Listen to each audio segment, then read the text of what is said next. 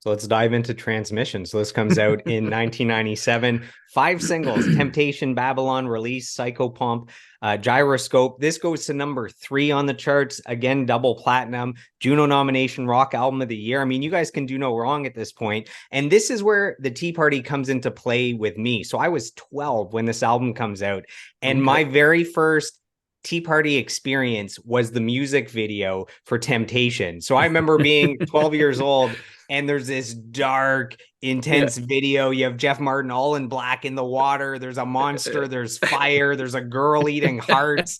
That is, I remember just being struck by that. And I had to go back now and watch the video to see if my memory of Yeah. that from being 12 is actually what it was. And it See, was an imprint that hasn't see, left me. not so scary, right?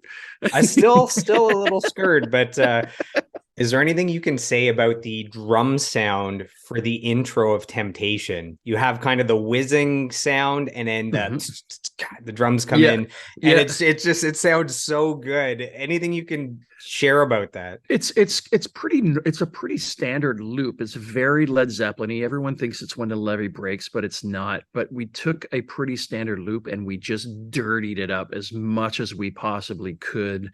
And that's all it is. And then we programmed it into these SPDX pads, which were pretty new at the time. And the difference was, with those pads, I also had the kick pedal pad, which was not really used much back then. So if you're playing your standard kit, you've got your kick drum and your hi-hats, right leg, left leg. I'd had this tiny little kick pad just to the right of my regular kick, hidden under my floor tom, so I could play the whole kit on these, 8 pads and the floor, with my kick drum, and it just made things that much easier. It was nice because people thought, well, how are you going to be able to do this? And are we just going to be running a track that keeps this drum thing going? And we didn't.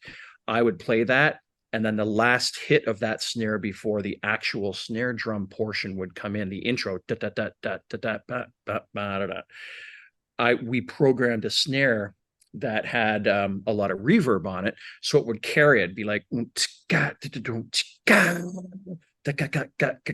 so we were just filling everything with as much sound as we possibly could, and it worked out immensely. It was nice to be able to do it without having to run loops. And then we tried different things like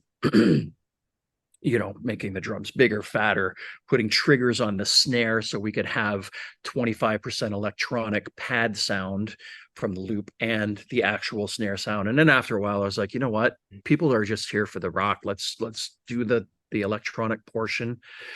And then after that, we'll just, switch right over to the acoustic stuff. It's great.